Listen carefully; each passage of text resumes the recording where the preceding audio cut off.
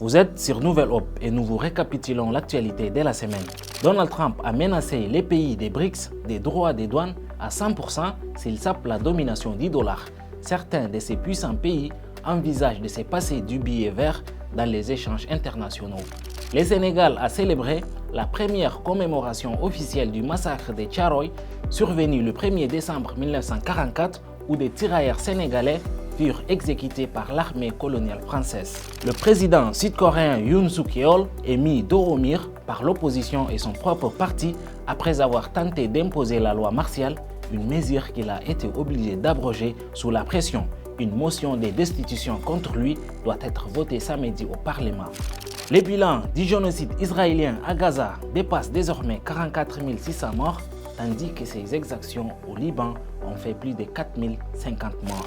Les députés français ont voté la censure du gouvernement en place depuis à peine 3 mois, une première en France depuis 1962, aggravant l'incertitude diplomatique et économique dans un pays pivot de l'Union européenne.